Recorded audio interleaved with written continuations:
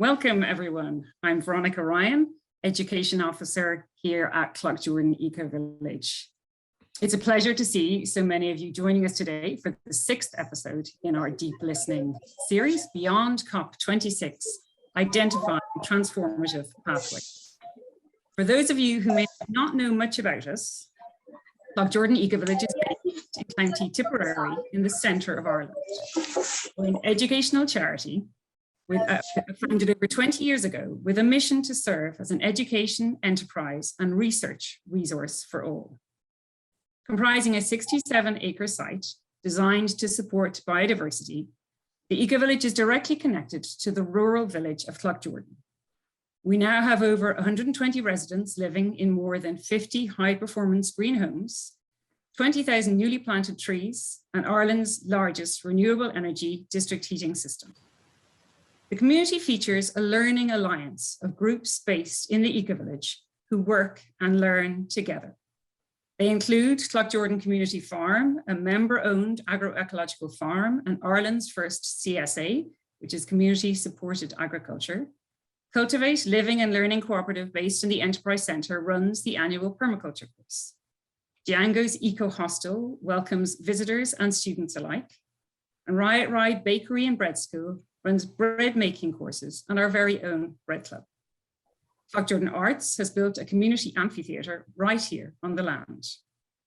The Dark Sky Bow and 7-circuit labyrinth are among other unique features that make up this thriving community. As a dynamic, creative and ambitious project, we are on a continual learning journey. And we're delighted to be joined by you all here today to identify and discuss transformative pathways. Thank you all for coming, and I'll now hand over to Peadar Kirby. Peadar. Good morning, everybody. Fáilte roimh, Díomh Armagin.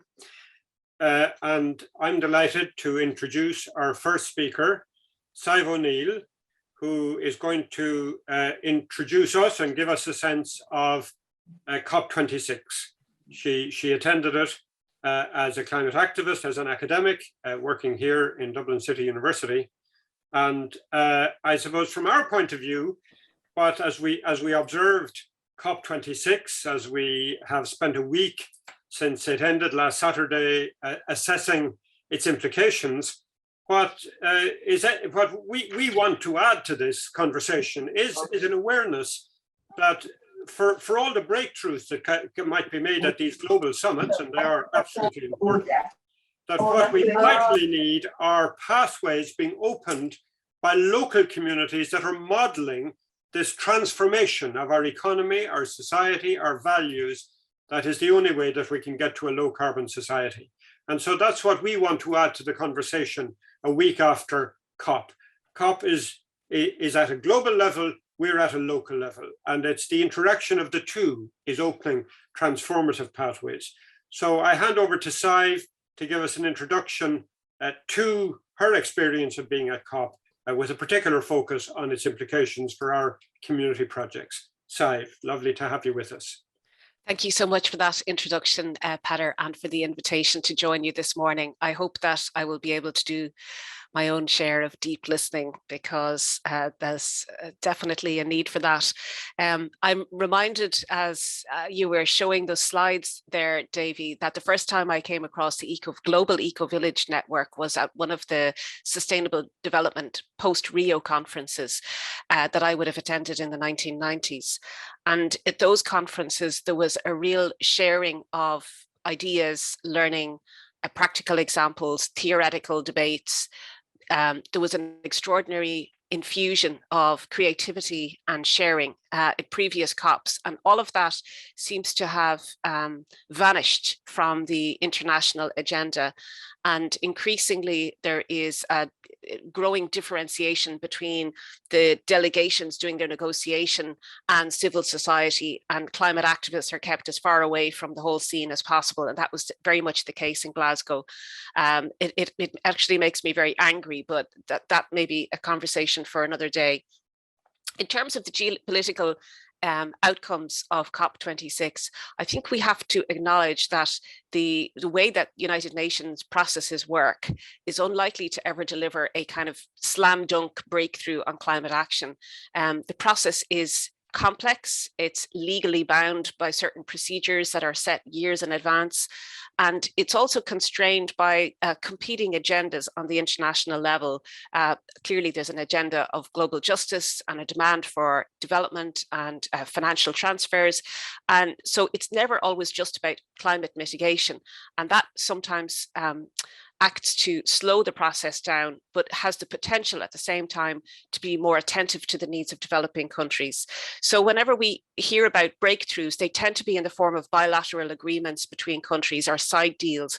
And these are not to be dismissed. There's significant shifts there in terms of US and China cooperation, the new commitment by India to achieve net zero, which is an extraordinary challenging target for 2070, commitments around methane and climate finance. And all of these things are, they don't have a practical significance in Cloughjordan, but they do have a global significance in terms of shaping the agenda for global cooperation, for finance and for industry, and within our neoliberal globalized economy, it shapes the kind of evolution of that economy into the future. In terms of legally binding commitments, few and far between, and they're kind of a bit technical, but they are significant, and they will flow down to the national level in terms of policies that now have to be enacted to achieve the targets and commitments set out in the COP decision and also in the Paris Agreement itself. So we're at the point now where in Ireland, the political conversation has moved from one of agenda setting, of getting agreement around what the targets should be. Some people will obviously say they're not stringent enough or they're not Paris compliant, but to get to the point where there is a consensus around putting a legally binding target in law is not a small thing. And the next step is to move into the implementation stage. And that is where I think we are heading for some very turbulent times ahead, because the distributive implications, the knock-on effects on particular sectors, whether it's agriculture, transport, buildings and heating and all the rest of it, we're starting to realize are quite profound.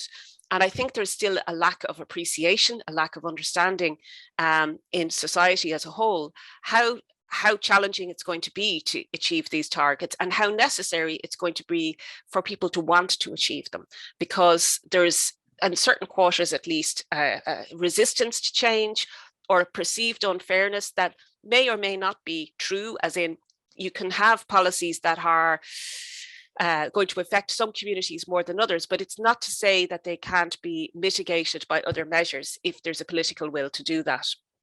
So I think that so far we're seeing a kind of political discourse which is still trying to avoid the thorny issues of actually implementing the agreed targets. And for me, as a policy person, as a bit of a policy wonk, I find that extremely frustrating. In fairness to the agricultural sector, they have a very clear idea of what they think is coming down the line, and they're resisting that. But where is the community, apart from, I see Ollie is here, apart from people like Ollie and his cohort of progressive farmers doing all kinds of exciting things in agriculture, there's very little voice given to the people who want to deliver on these targets and who see the opportunities for reshaping our politics and our local environments around ecological principles. Because we know that things are desperate. We are in an absolutely desperate situation, whether it be from global climate change or biodiversity loss and the sort of whittling away of environmental quality across a range of indicators and media. And these problems are only becoming more and more severe. And yet I have a sense that people are still quite detached from that. There's still a kind of a lack of ecological literacy or cultural awareness or appreciation of what we are losing and the danger that that poses to us and the loss for our future generations. So I just want to turn finally, and Davey's going to interrupt me if I am speaking too long. But take your time, Sadhbh. You've got loads of time. I mean, okay. So just take your time. Take my time. Okay, so I wanted to address because I know this will be of interest to Pader particularly, but hopefully the rest of you as well. So following the COP, there was quite a lot of interesting debate about how to interpret the outcome, and not just the outcomes, but the experience, the sense of what does it mean to be a climate activist? What is the right strategy for us to deploy in this terribly depressing and terribly unresponsive international regime? And there is a debate that has emerged between two camps in particular. And one of them might be best exemplified by Rupert Reed. Rupert Reed was the one of the co-founders of Extinction Rebellion, but he stepped away a little bit from that. He's an academic by profession. He's a philosopher. And he wrote this very fascinating essay, which I didn't pull the link out, but I would encourage you all to have a read of it. And he talks about the need for a moderate flank, that the way that Extinction Rebellion was modeling its strategy was based on constantly trying to upend or disrupt the center, and to provoke, I suppose, that 3.5 critical mass to try to drive change, to try to insert itself into the political conversation and upend the normal. And Rupert Reed says that this was all great, but the problem is it hasn't worked. If success is measured by, increasing political consciousness, stronger actions, and reducing emissions in the way that Extinction Rebellion was demanding, getting closer to what they were looking for is, I think, net zero by 2025. And the Citizens' Assembly, which they did ask for, which was introduced in the UK, was very much a sideshow. It was very much played down by the British government, and there was very little kind of sense of it being a participatory or deliberative tool that was going to shape climate politics in the UK.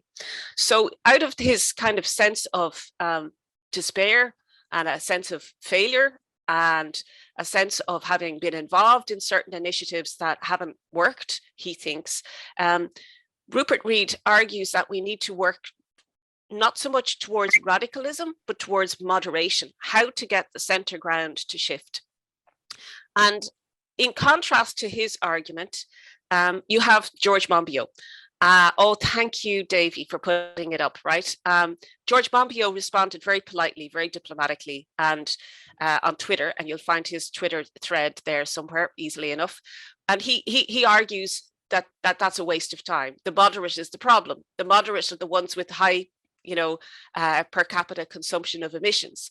The moderation doesn't want change, and therefore we need to be, picking away at moderation. Now, I'm simplifying quite a complex debate, but I think from my experience of being involved in climate politics and being involved in civil society, I think that this debate between the two kind of climate gurus is one that we need to pay attention to. And I think we need to reflect on this debate and see what we can learn from it, because I do see, and I have seen for the last couple of years, increasing fragmentation politically in the climate movement.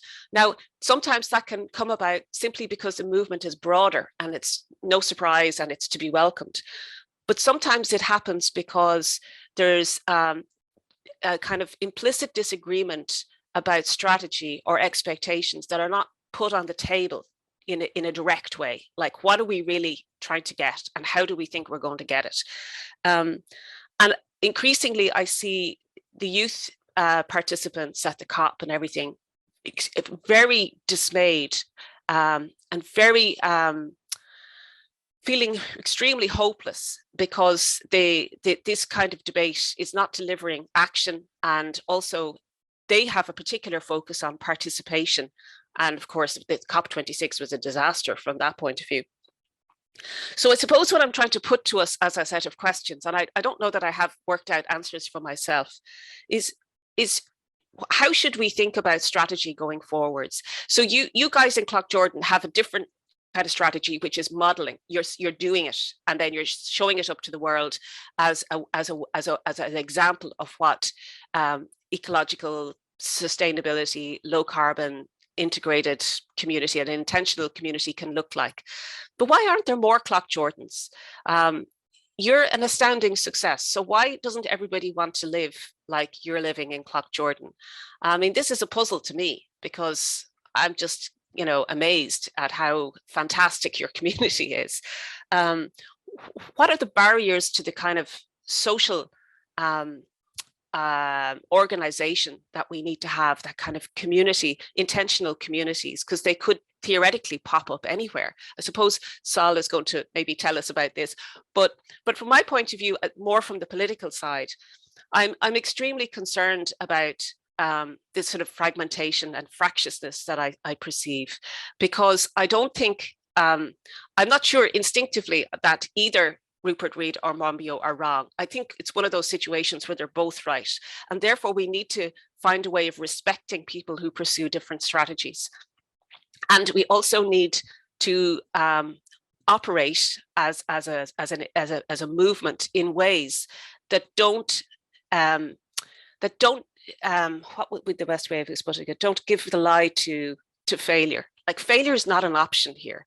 So I have teenage kids, and I just can't bear the idea of everything that I've worked for the last 30 years and saying, you know, guys, I'm going to give up because there's no hope. You're finished. And that's the message that a lot of the youth groups came away from the COP with. And I feel a sense of moral obligation that that's not right, that there's something there we need to fix. I don't really know how to fix it. I think I should stop there, Davy, and leave you with all those questions, and hopefully we'll get some discussion about them at some point. Thank you. Thank you very much, Sadhbh. That was very, very rich, and that's precisely, I think, the the level of reflection on something like COP26 that we need to do. It brings it back to us. It takes it out of those that sort of rarefied atmosphere of emissions cuts and methane cuts and deforestation and electric vehicles, all important, but for us in our everyday lives, our lifestyles, our values, our options, these are the things that we need to look at, and to do that together, to build community around those, is really crucial. And so that's why we've invited three speakers that will each speak to us about different levels of experience at building transformative pathways. And we begin with our own Eileen Branigan from Cloughjordan Ecovillage, who will focus in on the local of what we are trying to do in terms of modeling that transformative pathway of a move towards both a zero carbon, but also a biodiverse and sustainable and resilient community. Then we'll move into Pauliina Helle, who is Network and Outreach Officer at Ecolise and also lives in a Finnish local community. So she will be able to bridge that gap, if you like, between the very local experience that we have here in Cloughjordan and the European experience, where there are many, many examples of communities that are doing this. And Pauliina will speak to us about that. And then we'll end up with a more global focus from Trumbo Vila, who is an economist and a political activist working now in the Transnational Institute in Amsterdam. And the Transnational Institute, as Sol will tell us about, has a long, long history, but is moving more and more into projects, many, many varied projects, which touch on many of the complex elements of what it will take to move humanity towards a sustainable society, the sort of thing that Sadhbh was talking about, that those many, many dimensions, as Sadhbh quite rightly said, in my view, that most people really don't get the scale of the change that's facing us. So we'll start with Eileen, and we'll move then into Pauliina and Sol, and that will open the space then for a conversation between our four participants before, towards the end, we'll open up to all of you to come in and make your contributions.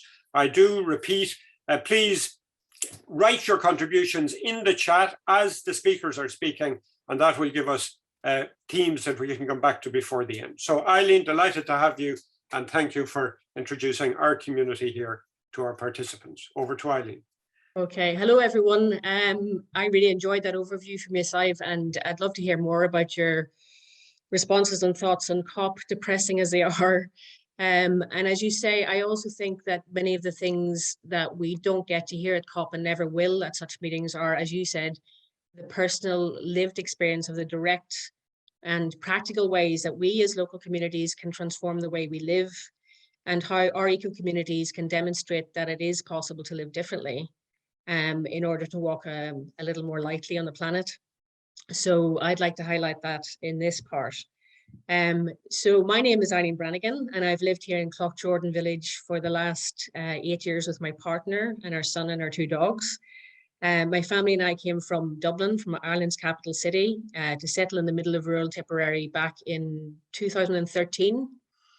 And it felt like quite a big step at the time. But to be honest, it's actually hard to imagine living elsewhere now. We have become part of a very interesting and creative living lab here, as it were, by moving here. And I say living lab because living in an eco-village involves being prepared to experiment and to take new approaches. And I suppose in the same way, like living more lightly on the earth requires some creative thinking and a willingness to learn, or as I found more accurately, to relearn how to live in harmony with your surroundings and with other people. So just to talk about what we do here and how we do it, Cloughjordan Ecovillage was intentionally created more than 2 decades ago to be a community that would serve as a model for sustainable living into the 21st century. And in the process, we intended our village to be a resource for education, enterprise, and research for the wider community and beyond. And basically, we're a community who, by the way that we live, practically demonstrate an economically, socially, and ecologically viable community. And by using approaches that are, we think, are a viable alternative to the heavily consumerist mainstream. So that is, we're trying to reduce our impact upon the planet in concrete and practical ways, basically. We want to waste less energy, we want to manage our resources, and we want to try and achieve the transition to a lower carbon lifestyle. However, a very important point, especially, well, to me anyway, is that we're not off-grid, and that our eco-village has always intended to model that lifestyle in a way that is genuinely achievable for all communities in Ireland and, in fact, around the world. And in turn, we have taken some best practices from around the world ourselves in order to try and implement innovative approaches here. So our eco-village demonstrates the following, and I hope I remember, I think of a bit of a list. You're muted for some reason, Eileen. You're muted, Eileen.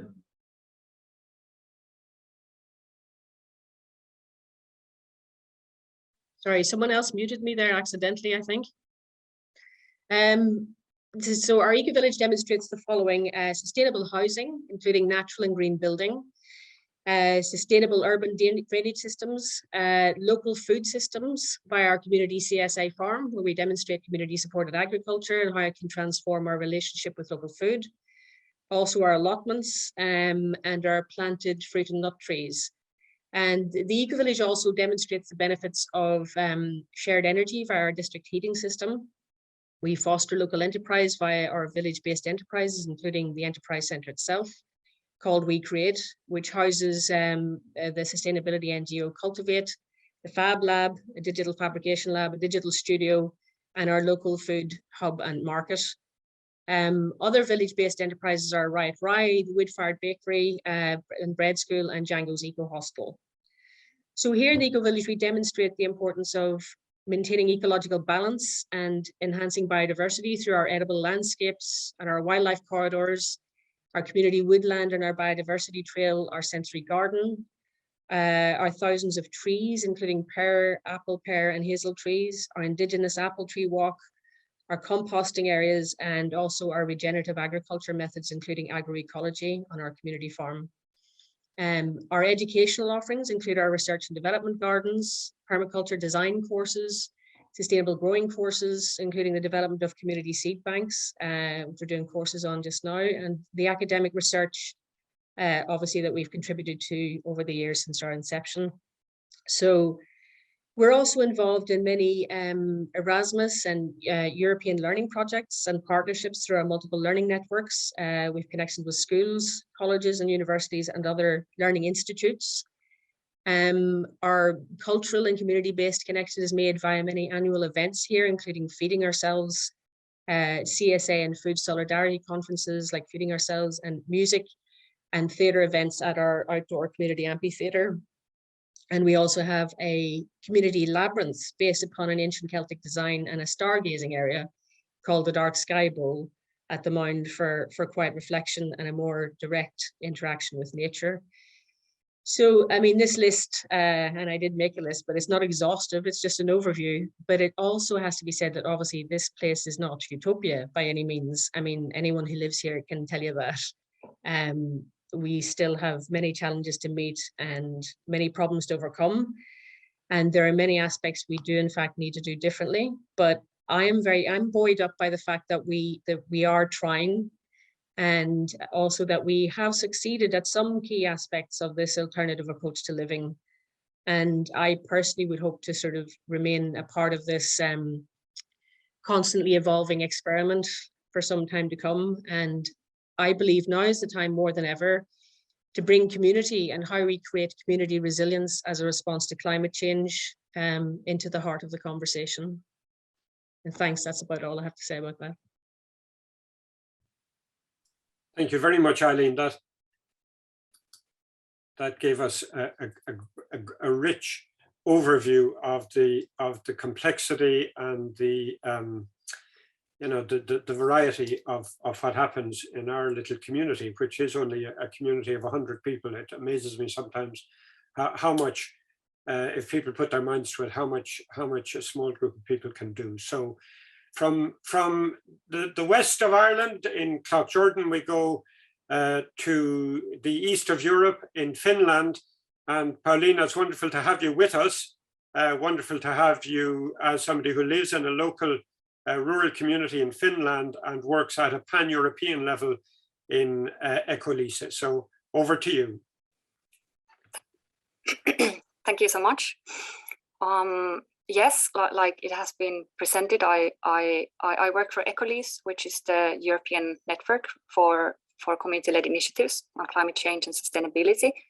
And what Eileen just beautifully described with Cloughjordan as an example, that's a really beautiful example of what these community-led initiatives can be, for example, but they're very diverse.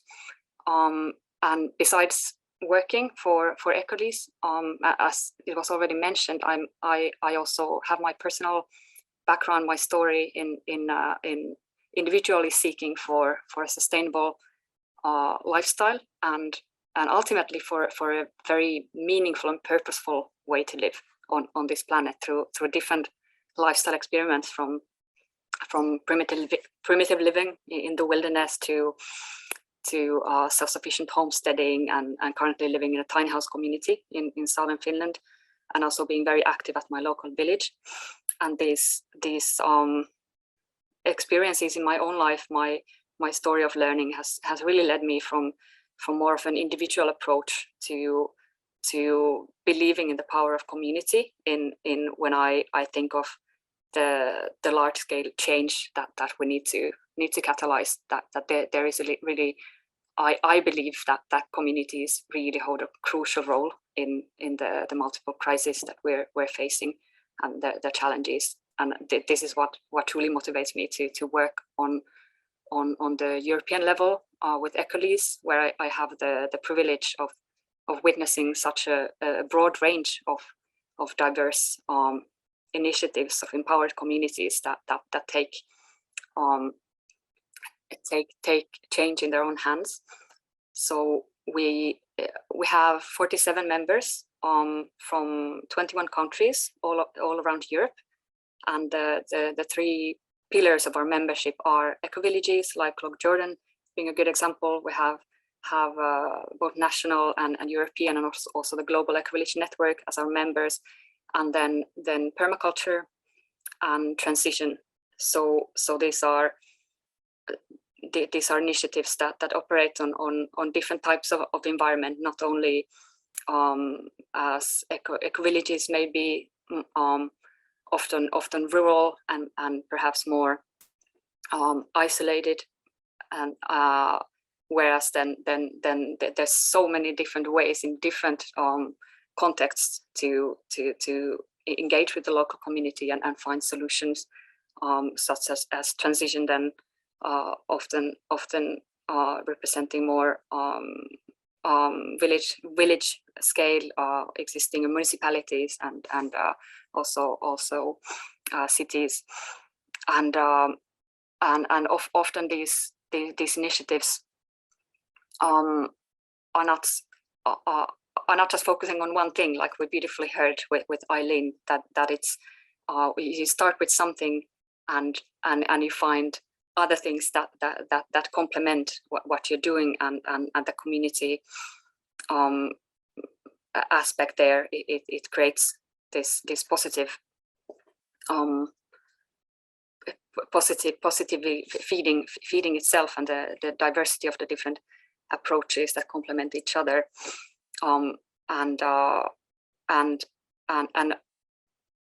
the starting point often for this is not in living a low carbon life as a starting point, but often more in really seeking for well-being, for something that is more fair, more just, more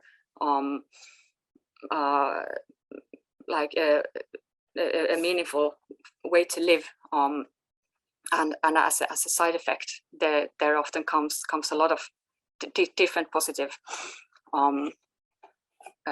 consequences, and also new goals, which is really the power of these approaches as well.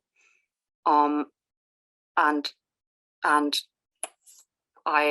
yes, like it was mentioned here, there's huge potential in the solutions and examples that are already there, that these projects are pioneering and showcasing for how that low carbon future, and also socially just future can look in practice, which is often missing in the conversations in the horizon that we have, and that's really the huge potential that there is in bringing out more, making more visible these existing projects, and that is what we're trying to do in Ecolise with our action program, Communities for Future, which aims at mainstreaming these approaches and bringing more public awareness to things that are possible, and making combining the dots in showing the bigger picture, that it's not just about separate small project here and there, but it's actually a very broad and diverse network and movement of action that communities are taking, that has a long-standing history and deep expertise, and there's a lot of potential in scaling this out.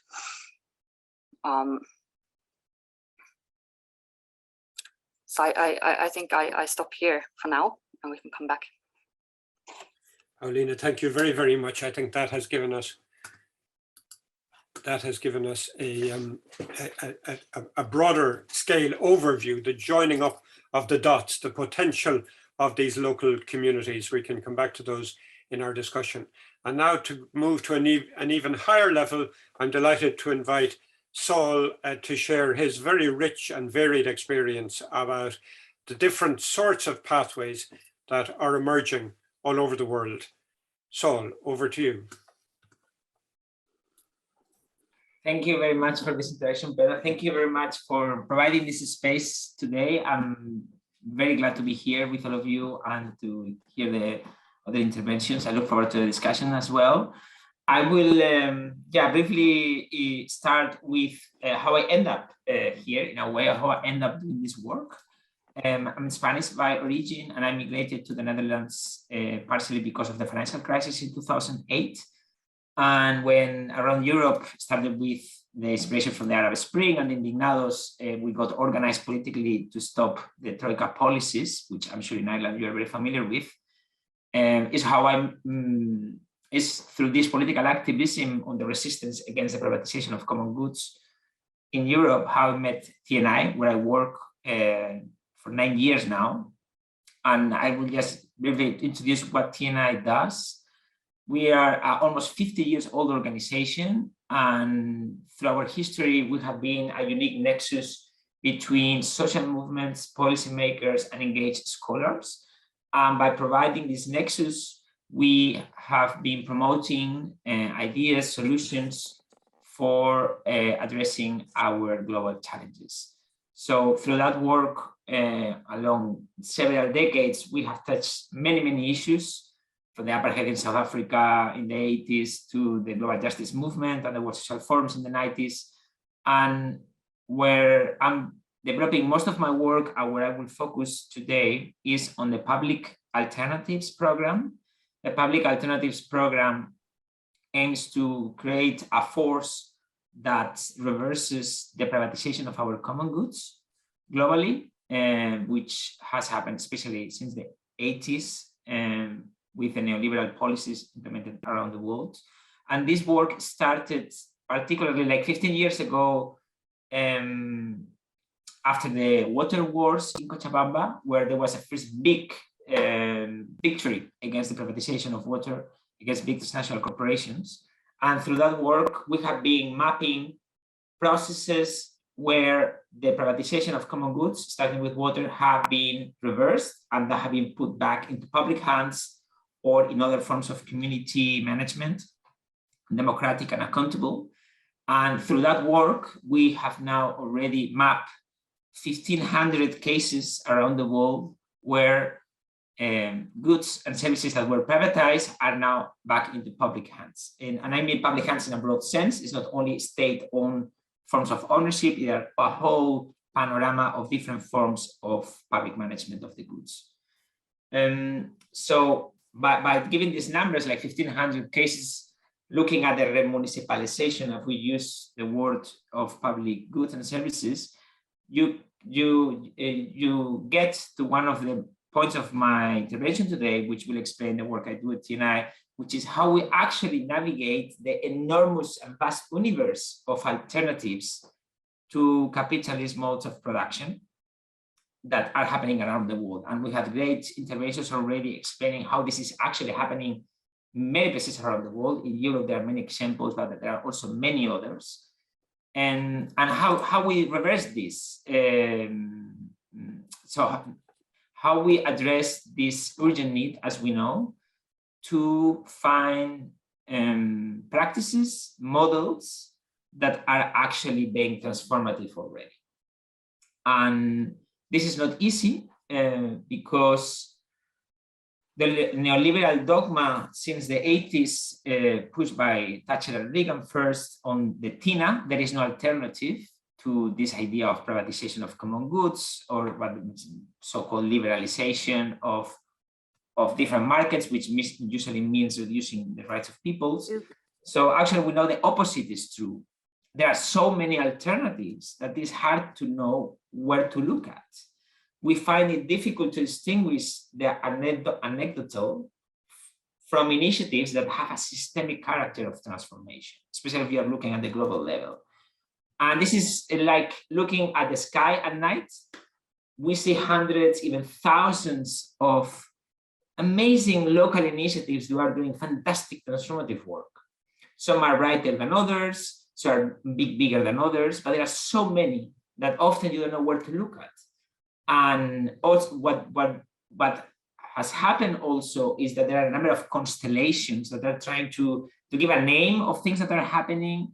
And there are many debates on this. So you have the many movements and narratives like the social and solidarity economy, the growth, defense of the commons, the remunicipalization of public services, the buen vivir, good living in Latin America, the just transition, new municipalism, trying to achieve power at the local government level, ecofeminism, community wealth building, right to the city, and so on. So we have all these narratives, spaces, networks, and platforms that try to give clues of how post-capitalist futures are or should be.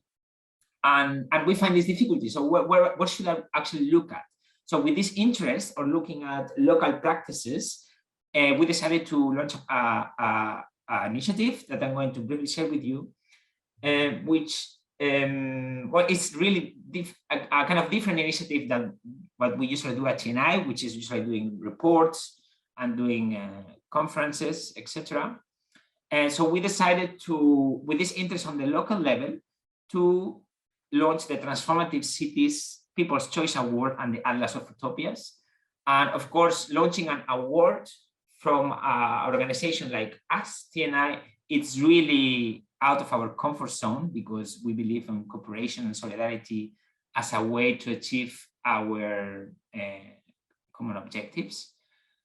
But we thought that an award could bring an interesting element to increase public awareness and attention.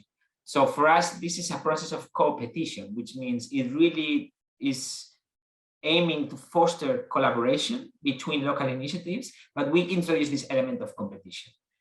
And this awards, we see it as a process platform that assumes that the struggle for cultural hegemony is central, that internalizes both theoretical knowledge and existing experience in the construction of post-capitalism, but gives the public the final decision on the winners. So how this is actually work, for 4 years now, we have launched an open call for local initiatives around the world, which can have all kinds of forms. So Cloughjordan actually was one of the candidates to win the award, even though it's called Transformative Cities. We were really open about that in terms of, we are not so much interested on the city as an urban concept, but cities as places of struggles who have a definite environment. And I can explore that later in the discussion, but we believe in the current context it's very interesting to look at political practices happening in local context as a way to understand them better. And the second element we bring to look at these local initiatives is how are they actually ensuring access to basic rights? So how are initiatives looking, how are the communities, groups, all kinds of organizations, from trade unions to social movements to actually city councils, how are they ensuring access to water, to energy, to housing, to food? And through this open call, we have been collecting initiatives from all over the world, where we then do a peer review process to evaluate them, which is also a learning process. We are trying to understand how to evaluate different initiatives around the world. And then we have a number of finalists who then receive the support from a journalist to tell the story to the world. And then after that, we do have a vote, which is open to the public. And this is a way the winners of the award get this People's Choice Award. And the open call of the 4th edition is just open. So good coincidence, this week we open. I'm going to leave a number of links in the chat. So first, the link to the Transformative Cities Initiative itself, which is here, the Atlas of Utopias, which is this panorama of some of the really inspiring and interesting initiatives we have been collecting along the years. They are not all of them, so there are others on the website you can look for participants from previous editions. And finally, I will just share the open call for this year. And yeah, I leave it here, and I will be glad to answer any questions about this and to touch on other topics like, so how this, yeah, why the COP was a failure. I think that's an interesting element to see, and what are the power imbalances there, and what is the framework that makes spaces like COP a failure. I'll leave it there. Thank you very much. Thank you very much, Saul. That was wonderful. That gave us yet a bigger global picture. And I think what was really interesting about your focus, and of course the long-term work of TNI, is that it moves us out of what sometimes can be a little parallel universe, the parallel universe of, of environmentalism or of climate change activism, into the bigger universe of struggles for justice, of struggles for transformation, of the development of post-capitalist futures. And I think that's more and more what both climate change and biodiversity loss are pushing humanity into, is a post-capitalist future. And you richly described so many of the different initiatives that are being taken at all sorts of levels all over the world, taking us back to the water wars in Cochabamba. That we're all part of an ongoing struggle, and those of us who have moved into focusing more on climate change, it's not as if it's a different issue. It's another linking up with the way in which our planet, our human lives are being destroyed by a system which forces us to live in certain ways that many people really don't want to do, but have few options to get out of. So I started us with the idea of a strategy, and I'd like maybe to come back to that for all of us. And my opening question then is whether focusing in on this myriad of different experiences, the challenge to join the dots, as Pauliina said, offers us a different way of engaging with the question of strategies. So maybe I'll go back to Sadhbh first of all, and the rest of you can be thinking from your neck of the woods, from your particular experiences. What sort of bigger strategies do we have in mind, or do we really think very much at that level? Sadhbh. I was hoping other people would respond to this. Well, as speaking as someone who's dipped a few toes into politics over the years, including green politics, I tend to see it through that lens. I'm interested in representative politics. I'm interested in shaping the agendas on the political system, such as it is. Now, many people think that's a waste of time, and that's fine, and they go out and do other things, build eco-villages, and that's brilliant. We need that. They're not contradictory strategies. And I think it's also important to note that that debate between Reed and Monbiot and other people as well comes in the context of UK politics, which is particularly partisan, and it's also limited to a huge degree by the first past the vote system. We have a much more pluralist polity here in Ireland, and that creates opportunities and also constraints. So I suppose, to cut to the chase, I'm interested in greening the political system. I'm interested in greening other political parties and building consensus at the level of politics, which is not the be all and end all, but at the level of politics. I'm interested in, trying to get a kind of consensus, a kind of a form of dialogue and agreement, a kind of new social contract that political parties are not then trying to undermine in their competitive zeal when it comes to the next election. Now, the critical point and the critical player for us in Ireland at the moment is not really the centre-right parties, because they're kind of locked into the climate bill. They've committed to that. Now, they could well, retreat, depending on the pressures, especially in the agricultural lobby. But it's the role of the big left-wing parties that are not in government, the likes of Sinn Féin and the other parties that they might end up forming a government with in the future. So for me, the question is, how do people like me help shape the agenda that they bring? How do we persuade them that they can take on this agenda and be the ones to deliver on it without having any experience beforehand in government, but to own it and buy into it and mean it? And unfortunately, what we're seeing is a lot of a sort of shall we say, cherry picking at the moment. Now, sometimes opposition parties do that. They don't have to have all the answers. They're in opposition. But so that's a very narrow answer to your question, Peadar. And I appreciate that it's only one part of the political discourse, but it's the part that I'm interested in. And I'm sure other people have many other ideas about how to advance the cause in other ways.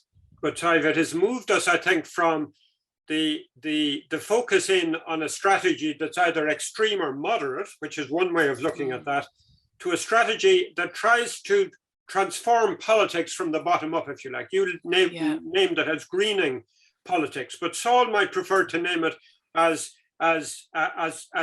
developing a post-capitalist politics. I think, to me, I worry that the word greening itself has become a word which is used for we also in English talk about whitewashing. It's used, in other words, for groups pretending that they're doing things that they're not doing. So I'd like to ask the other three speakers, two of you, of course, from a non-Irish locale, but obviously where this issue still is a live issue. It's a live issue globally, and that is, how do the transformative efforts that are happening at grassroots level link in with a politics that in all our countries, there are no exceptions, maybe Costa Rica, we could say, but I know Costa Rica personally, and that's no paragon of virtue either at a political level, you know, political systems that are dysfunctional, that just aren't able to cope with the scale of transformation that we require. So, Pauliina, Eileen, Sol, any insights? Well, I was just going to say that I find, you know, just when Sadhbh was referring to the political system, like in Ireland, certainly the more radical things that have occurred in this country have occurred through citizens' assemblies. And I'm just wondering how, in some way, we get, we manage to sort of have greater lobbying power from eco-villages and sort of sustainable communities around the place in order to sort of inform those citizens' assemblies and how they become more representative. I mean, with the marriage referendum, gay marriage, and with the repeal of the 8th, citizens' assemblies had massive influence in both of those. And I think we all know our standard political systems are not going to work. It's somehow giving citizens more power to speak, because I think people in this country are much more radical, moderate to radical than conservative, if you give them a chance to speak, you know, and they just don't get that chance. Even though our country is small, we have access to our politicians. It's a hereditary and nepotistic system. And I was just thinking, you know, if only we could get our own communities as well acting like ecosystems, you know, our own communities coming together, that would be an excellent thing. But how we feed then into, I mean, other people will argue, of course, that we just need to absolutely change the system. It's how we do that. But I think, you know, a start is somehow to get the public voice out there. It's always more radical than our representatives. I'd like to just throw that out there. Thank you, Eileen. Now, if Sol and Pauliina don't feel you're venting to add to this, I certainly have plenty to add. Sol, I see you on mute. Yes.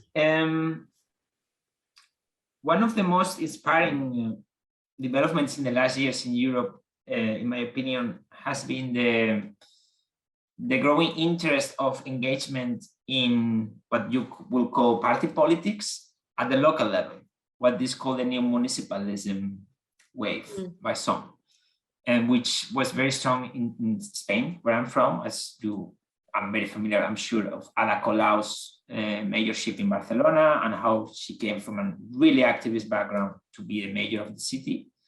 And this has been replicated in many ways in different cities, also coming from different backgrounds. No? So the last big wave was in France, where there was a huge wave of new engagement in local politics. And that's very important, because I totally agree with Sadhbh that we cannot neglect this level of, if you like, institutional politics, no? And there are definitely limits to social movements, unfortunately, but it is true. And that's why one of the reasons many of the Spanish activists decided to go to elections. And that was a wise decision, because there is a moment, well, there are broader questions about what is your theory of change, etc. No, but definitely we had 2 million people demonstrating in Madrid at some point, and the response was anti-riot police. So there is a moment where no matter how many people you put on the street, the state uses repression. So where do we go from there? And the response was, we know that the political system as it is now, which is a liberal system coming from 200-300 years of capitalist development, which pros and cons, whatever, but we know many of the dysfunctionalities. But these dysfunctionalities we see as are less strong at the local level. So when you look at municipal policies, you can really focus on policies that really have something more to do with people's life, and it's more easy to do certain changes, and also allows you to avoid certain debates. I give you an example. With the big years against the Troika at the European level, we were really working in many levels with Greek activists, Germans, Spanish. And one of the big issues there was, shall we leave the euro or not? That was a big one. And at some point, we didn't even want to discuss, because we knew it would really destroy the movement. But you cannot talk about economic policy in the EU without talking about the euro and how this entrenches neoliberalism. At the local level, you don't need to talk about the euro. You really need to talk about, okay, so how are we actually promoting the energy transition or not? Who is actually owning our water or not? Which kind of advantages are we giving to transnational corporations or not? And how we can organize ourselves. So I just wanted to to make this contribution of how we see really, really interesting possibilities engaging in local level institutional politics as a step forward, then eventually other forms of change at the national or regional level. Thank you, Sol. That's very interesting. And I think what it highlights for us, some of these themes, is that our political systems offer different opportunities. Eileen has mentioned citizens' assemblies, which in Ireland emerged. The emphasis on municipalisation for us in Ireland isn't a space that's offering so far much possibilities because of the weakness and fragmentation of the powers of our local municipalities. Clearly in other systems they offer much more opportunities. I'm wondering at this stage if Pauliina would like to come in either with a reflection from the Finnish experience or a pan-European reflection from your involvement in Ecolise about this gap between our political systems and our transformative projects at local level. Yes, well, while listening, I was mainly reflecting on like the first of all the challenge of scaling out these solutions on community level. That there is if you want the true transformative power to from the bottom up to rise, we need to be able to spread this to broader demographies, and that doesn't happen so easily through the feeling of threat over the climate framing and debates, but through addressing the authentic needs and concerns that exist there on the community level, and then how important it is that for successful implementation of like, for example, green infrastructure to get the support and the public approval, which depends on the communities feeling that they it's their thing, and that there's ownership and participation from the local level, and to for those changes to go through. And then on the other hand, the policymakers are not going to push for legislation and changes where they don't feel that there is approval. So both ways, there needs to be more communication and awareness and support and understanding. Thank you very much. Yes, I mean, I think that it's brought up the fact that certainly as I was looking at what's happening at COP26, that our political leaders are very attentive to the limits that they feel that voters will allow them to go to. I don't know, Sadhbh, if you agree with that. And so that brings us back to a discussion about these transformations at grassroots level, and it's transformations of values and of the sorts of thing that Pauliina started off by talking about you know, wanting a life of better well-being. I mean, it comes back to that. How can we live well together? And it's at that level that real breakthroughs are required. I mean, Sadhbh, you were saying it, that we really need to change people's values. So Sol, looking at the Spanish experience, which I also know something about, it's very heartening to see that level of public pressure and public mobilization. And yet, you know, you go back to the Indignados in 2011, which filled me with hope, I must say. And yet, can we say that out of these transformative actions, that anything really transformative of the system is emerging, or do they just like water run into the sand? So I reply to this, no? Yeah. Well, it's a question for our Spaniard, John. I was really in love with the movement. I was part of the movement, and we thought we were going to change the world, really. We were expanding the revolutions in the Netherlands, in my case, and we were having these massive assemblies in 60 cities in Spain at some point, and then elsewhere in Europe. And I remember when I was really into the movement, to saw a lecture by Manuel Castells, which maybe you're familiar with as a sociologist, Berkeley University, I think. And his whole lecture was all movements, all social movements die. And I was like, what are you saying? No? What do you mean? No? And it's true. All social movements at some point die. Either they are so suppressed by the state that they are destroyed, or they are able to convert themselves into actors at the existing institutions.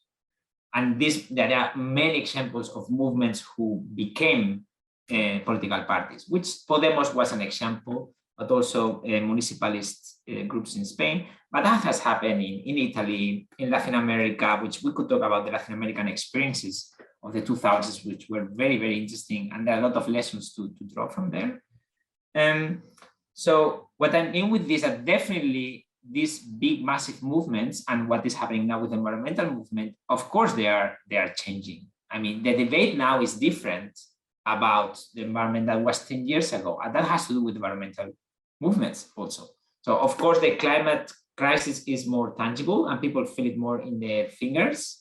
And that has an element of it. But this constant mobilization, which we are still in the middle of it, is definitely having an effect. The same way 10 years ago with the financial crisis and the Occupy Wall Street and the Indignados movement, there was the debate about the financial system shifted. So there is definitely impact on these mobilizations. And I will just give a short example. There's a huge discussion, I'm not going to get into that now, but you know, Podemos as a party really was one of the outcomes of the movement, not the only one. And now we have a coalition government in Spain, which is the first one since the Second Republic, which, as you know, ended with a fascist dictatorship of 40 years old. So in the Spanish context, to have a coalition government is completely new. It never happened since the Republic. So that's a big change. And for some people, yeah, but still we need more access to housing, still we need more regulation for transnational corporations, etc. Of course, but definitely things change. Now, one of the big calls of the movement was, si se puede, no? Yes, it is possible. And Cloughjordan is the perfect example of that as well. It is possible. But time is against us in all this. I mean, yes, things are changing, but I'm also struck by the fact that quite a lot of the mobilization around Europe over the last decade has been from the emergence of an alt-right, of a climate-denying right. So, you know, it's not all in the progressive direction that we might like. Maybe that takes us back to the emphasis on the need for a more moderate strategy. I don't know where I stand in that, because a more radical strategy can drive people back, you know, into spaces of fear and reaction. So maybe this is our last question, yes, and I'll put it to all of you. Well, Sadhbh, you want to say something to what I've just said. My question was going to be was how much can we make sure that these changes, as they move beyond our grassroots projects, really are transforming us in the speed and with the profound changes that we so desperately need. Sadhbh, over to you. I wanted to mention the work of Donella Meadows. Now, some of you who are interested in systems thinking will be familiar with her work, and she's a kind of leading figure in developing that discipline, that way of thinking. But Donella has a wonderful essay about leverage points. And because it's quite apolitical. She's talking about it in a kind of very abstract way. She could be talking about any system, a political system, an ecological system, a water system, a traffic system, you name it. And that's what's really interesting about it, because sometimes those of us who are involved in thinking about things are kind of locked into a certain way of thinking about policy and political change that's a little bit rigid. So what she says is that the most important thing, if you want to bring about system change, is to figure out where the leverage points are. And these are particular places in the system where you can make an intervention, ideally a kind of a low cost, efficient intervention, as in you might have a small number of people who can exercise a lot of influence. So the example there is the Citizens' Assembly, because if you want to get a shift in public opinion, the Citizens' Assemblies on abortion and marriage equality provided that very unique kind of style of conversation that allowed opinions to shift kind of effortlessly, getting quite dramatic change in public policy and the legal status for women and gay couples almost immediately, whereas that hadn't seemed possible for such a long time. So when we think about leverage points and where we are at the moment, I think the big challenge for climate activists is to identify where we can most effectively use our energy, because like everything else, our energy, our time, our capacity is limited. If you think about what you do in any given day, you get up, you do your usual routines. So many hours in the day you have to give to the cause. And that's assuming you don't have a day job or small children or other responsibilities in life. So what's the most effective way to use our power? And we know that it's by working together, but what's the most effective way to work together to achieve an outcome very quickly? And I don't know that I have the answer to this question, but that's how I'm setting it up for myself. That's the best way to leverage change as quickly as possible. And I don't think that it's going to come just from legislation, however important that is, because I completely agree that we need that kind of bottom-up momentum. And we need to tap into whatever reservoirs of support are there. They're probably quite latent.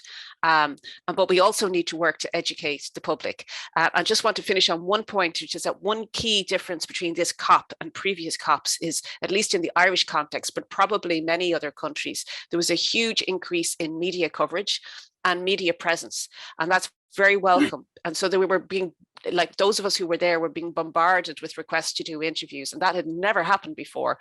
So is it because there's an appetite from the public for it? Not necessarily. I think the media is under pressure to do kind of public service broadcasting, and they're starting to get their heads around how important it is to cover these issues comprehensively and regularly, and not to be treating them as a kind of disastrous news that is more typical of the past. So I'm not really answering your question properly there at all, Peter, but just to say that I think it's a useful way of thinking about how we do develop a strategy. And it's always good to go back to Meadows. She's great. Yes, Pauliina. Yes, I wanted to go back to what you said about that we need a change of values. And I actually think that the values are in place. Like people, there is awareness, and people have strong values. And often I think most of us, if not all, are actually needing to live against their values in the society, in the systems that we currently have. So I think the values can be exactly those leverage points that Sadhbh is talking about, to really addressing those real values and those needs that are not being met, and showing how we can change quickly in a direction that is actually bringing that meaning that we're talking about, that good life that everybody wants.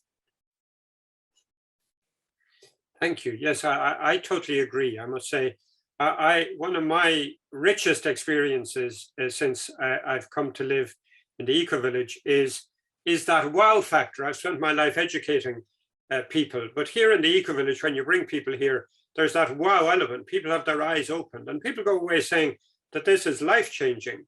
You know, when you spend your life in university lecture halls, you never get people saying things like that.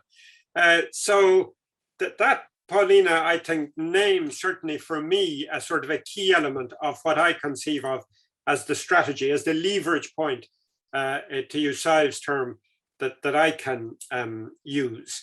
So let's hear from Eileen and Saul as we finish their ideas of leverage points, which may well be very different to those of the rest of us. All of us have our own opportunities. Yeah, well, just listening to Sadhbh and listening to that conversation, I'm really interested in the conversation going on between, moderate and radical action. My instincts, my personal instincts are radical. I mean, I was a member of Extinction Rebellion as soon as I became aware of it. And you know, there'd be a good representation here in the Ecovillage, actually, in Extinction Rebellion. But I agree with Saul, all movements die. And in fact, unfortunately, I think Extinction Rebellion itself is in danger of getting sidelined as this is what Extinction Rebellion does. They do their street marches, they do their public actions. And I'm wondering how we even get around that. But I'm beginning, I mean, I almost eulogized the Ecovillage there in a way, simply because I think it is quite a moderate response, actually. We don't live that radically. We're not off grid. We're very integrated with the local community, and a lot of our values, I think, are starting to seep in to our environment. And we take the best of what's there as well, like community, you know, relationships and intimacy and people supporting each other. And we've taken that into our community. And I think, if only there's, I don't know, like Sadhbh, I'm not really sure how you make that link and show people this is not that hard to achieve. But there is that little piece that we have to do. But my thing would be, like, everybody can live like this quite easily. It's not actually that hard, you know, and that we demonstrate that by a few fundamental changes, you know, and in your energy systems and so on, and how you connect with other people.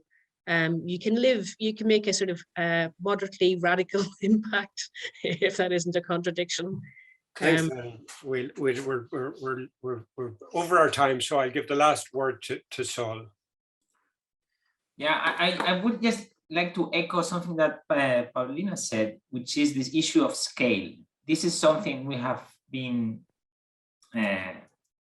discussing at TNI and with many others, because you see these post-capitalist utopias, real utopias, I would like to call them, no? Because something that might be a utopia in a place, it's actually happening elsewhere, no? So these real utopias usually are very small, no? And how you escalate them without being co-opted in the bigger capitalist structures, the big flows, the big legislations, no? It's very, very difficult. And as also Pauliina said, very often people are forced to live against their values, really, no? And even those who actually achieve political power at the local level or the national level, no? You reach this small part of the power, and then you realize how limited you are. Like, to give an example, we have been working on also the public procurements in the EU.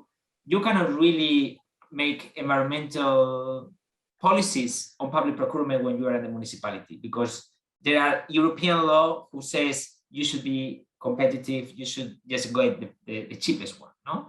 So even though you want to live in a different way, the legal framework is there. So this might be a bit of a negative example, but what I want, I would just to emphasize what Pauliina said in terms of people are forced to live against their values, and once they see the alternative, they embrace it. So how to make these alternatives more visible is something I think we're doing here today, and initiatives like Cloughjordan, show it is possible, no? And the more we know about this, the more people will think, actually, I can also live in that way. So there is a basic element of hope that is there. And I like the sentence of I'm a pessimist in the short term, but an optimist in the long term, because otherwise you cannot really live. Great, thank you, Saul. I'm conscious we're eating into the time that we put aside for wider voices to come in. So I'm going to hand over to Davy, who's been keeping an eye on the chat, to invite maybe a few people in before we end. We have about 15 minutes left. Davy. Thanks, Pader. So our objective here is to hear other voices and maybe get a sense of where people are coming from. I'd like to maybe invite, just to start from the chat, I think it follows on well, Deirdre O'Leary, who's an artist living here, a musician living here in Cloughjordan Ecovillage. Deirdre, you made a good point, I think follows on well here. Can you unmute and come in and make that about the role of the arts? Do you have enough bandwidth, or will I read it? Thanks, Davy. Can you hear me? Yes. Yeah, I loved what was being spoken about there. And I do feel like the question at the end there was, how do we, there was some questioning of like, are we radical enough, I think, by Pader, and I think my understanding of it. And also at the end there, I think people were saying, you know, how do we reach people to show them what is possible, people who are having to live outside of their values? I think that's art. And I think we need to,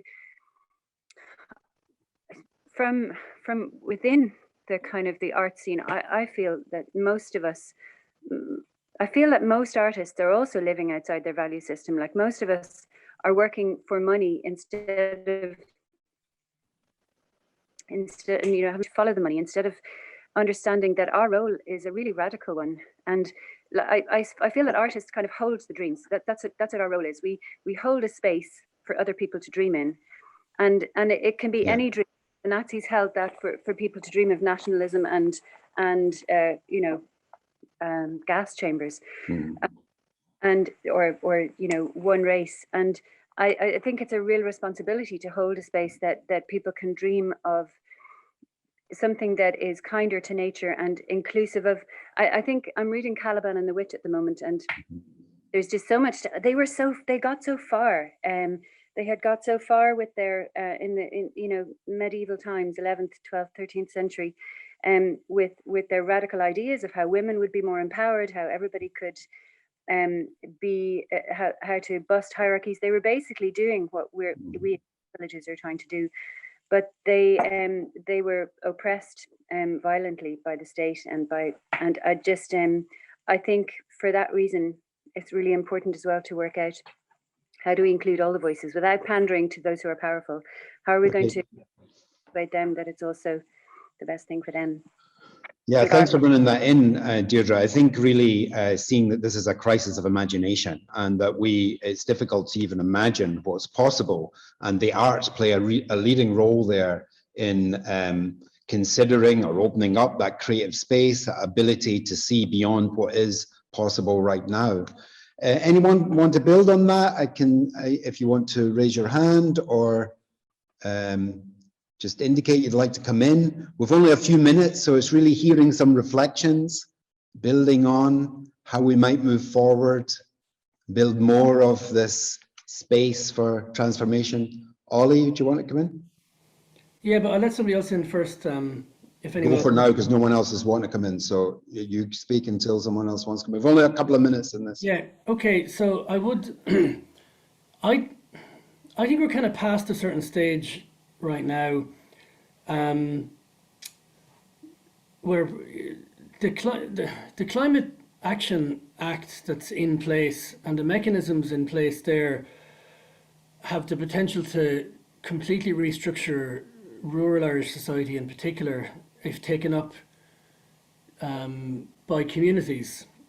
Like the sectorial targets that are in, the funding mechanisms that are there from the carbon tax into just transition, like farmers can now get as much money from a carbon tax as from CAP. Like this is you know, there was 108 million spent in Laois and Offaly alone on just transition, including to the level of insulating houses. Like we're past the point of a few environmental experts asking for stuff. We're way past that point. We need to engage with what's actually in place and in motion so it doesn't become a greenwash. Because there's the potential for it to become a greenwash. I put a link into Pubble in the chat there, and the funding that's available for communities to start stepping up.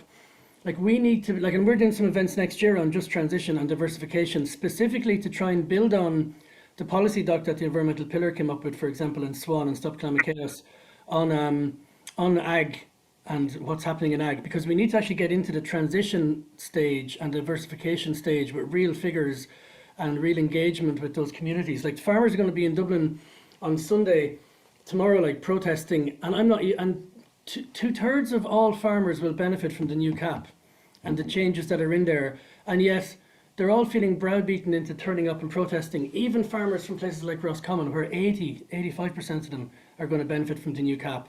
So I think we need to start engaging with the mechanisms that are there for a just transition, and also engaging with Sinn Féin, because they don't agree with the carbon tax, and what is going to happen then if they come into power. They have to do an 8% transition every year and they won't have any money to do it. So I think there's engagements that need to happen that are way past us environmentalists talking to people about what needs to happen? No, I think though we have an opportunity to engage people, to widen the discussion, to have dialogue where marginal voices are brought in and heard. Yeah. Mary Murphy, I'd like to bring you in. You actually ironically just said what I was going to say. Just to say thanks very much. It was a really, really useful discussion. And I know Si started out by, showing that debate that's going on, particularly in the UK context of the moderate versus radical. And I think just the dangers of that type of debate going down a rabbit hole, when the reality is it's not so much what the environmental movement is doing or what its strategy is. It is that looking outside it and joining the dots and making the alliances. I came across a really nice phrase the other day that necessity is the mother of coalition. Nancy Falbray says it. And I do think it is about trying to be imaginative about the new types of coalitions that might emerge in the context of some of the new agendas that will emerge about the distributional impacts of some of these policies and the likely sort of coalitions that we mightn't think would be natural coalitions, but which may emerge, and we need to be creative and imaginative about how we engage with them. So instead of like radicals versus moderates, I think just not getting in each other's way is a good thing. Just respect that we all want and respect that there are different models of change and that, the strengths and weaknesses of them all, but just the more the merrier, I think. Yeah. Thanks, Mary. Sally, you were first and then Sabine. Let's keep it short. We've got a very small space. Be good to hear some more voices. Sally. Okay, I think I'm on the train here. Mary just said what I was going to say about it not being adversarial unnecessarily, and that there's a way of negotiating to the imagination. And that documentary is fantastic because it shows people being literally transformed by the information. They're changing their minds. They come in with one mindset or no knowledge. It's really good. And the fact that it was broadcast, itself will inform a whole lot more people. So I think it was really, really good. The timing of the broadcast is a bit weird, but otherwise it's good. And well done with the webinar. But I think the thing is to always be positive and urgent in the messaging. Thanks very much. Brilliant, Sally. And Sally's referring to that documentary on BBC Two last week about the UK's Citizen Assembly. I don't know how you can see BBC or real television. We can't see it on the well, I am just going for the ferry. I've been in the UK. I'm just going for I'm on the way to Holyhead here, and so I was watching it in real time. But it was exceptionally good. And in fairness to Alok Sharma and all the rest of them, they really laid good grounding, and the resources are online too, and they are excellent. Okay. Thanks, Sally. Thank you. Sabine, you spent almost 2 weeks with us here in Cloughjordan. The floor is yours. And I'd love to come back because here in Skerries we are trying our best to learn from elsewhere, especially from what you're doing there in Cloughjordan. And we've just struck another trip to Tib, as we called it, off our list for the next February or March because, hey, COVID. So there's so many things I would love to talk about and I won't because, but just thank you for having this series. Si, thank you so much for opening up the discussion at the beginning. It was so, it clarified a good few things for me, and your focus on where can we put, your question, where can we put our emphasis, our energy to get some leverage? That's what nearly keeps me up at night. It's such a depressing time. It's such a hopeful time. It's confusing at the same time. For instance, the farmers. I mean, I've been doing a lot of learning around regenerative agriculture in the last year. I was just at Biofarm 2021 last week here in Ireland, the Irish Farmers Conference. And it's just those people who make the transition to nature, close to nature farming, regenerative agriculture, they're all happier, a lot happier, it seems, anecdotally, and I'm sure there are stats as well. Yet, how do you reach conventional farmers? And I think for all of us, we all eat every day. Food is so central. You've done a lot of work, Ollie and Davy and others, on food sovereignty for Ireland, which is something that we want to move forward in Skerries as well. And, start in Skerries and make the whole world right again. so no pressure there. I'm not too sure, where can we start? How can we win those minds? Is it like having loads of teach-ins at the next ploughing championship, if that's going ahead, even bring over Gabe Brown and make him do his soil test in front of everybody there? Well, you know, and of course, I haven't even had that worry before that Sinn Féin and those people aren't on board on the whole climate change process the way that we would have hoped. But, you know, thanks for putting that worry into my head there, Si. Anyway, I better stop meandering here. Thanks, Sabine. Claudio Manfredi, in the chat, you've put a piece in. I don't know if you want to speak it as a last response, just talking about the need to make connections. I think it builds on a little Eileen mentioned just about how we need to overcome fragmentation by seeing ourselves as ecosystems locally, and the connections that we need to make, seeing the relationships as the health of the whole rather than for the individual entity or individual. Claudio? No, it doesn't look like it. Pader, I think we're coming to the end, so I'm going to pass back to you for a recap before handing back to Veronica. Well, thank you all very much. I think we've had a very rich discussion. I certainly don't expect clear outcomes out of discussions like this, but I think one of the tasks is to complicate matters, is to make us realize there are no easy answers, but also to make us realize we all have power. We all have power to do real things that matter to us and that also make us happier. I was delighted that Pauliina put a lot of emphasis on that, on well-being, on our happiness, on living according to what matters to us and not what the system, you know, often quite forces us to do. And that's why system change, not climate change, is such a telling phrase, because it focuses on the fact that it's not us and the things we do as individuals, it's the way in which the system puts huge pressure on us to act in certain ways and to make us much more conscious of that. So thank you all very much. I mean, I'm delighted that we had Pauliina, we had Saul, we had Eileen, and of course we had Sadhbh to link us then to the wider global political realities. So thank you all very, very much. Thank everybody for joining us. And so I'll hand over to Veronica to close. Thank you, Pader and Davy. And as Pader said, it was a real pleasure to be joined by Sadhbh and Pauliina and Eileen and Saul, and for your rich contributions, and all of you for coming. So I wanted to end by just letting you know that we're shortly going to be launching an initiative that we've been working on with TNI, which is a municipal to municipal solidarity project.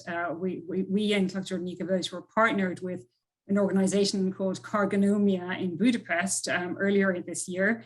And we've created some content around the theme of European solidarity, including some podcasts and a photo essay. So keep an eye out for the launch of our new initiative with TNI, which I'll be keeping you informed of quite soon. So thank you all so much for joining us today, and we look forward to welcoming you back to further deep listening series in the future. Take care. Bye now.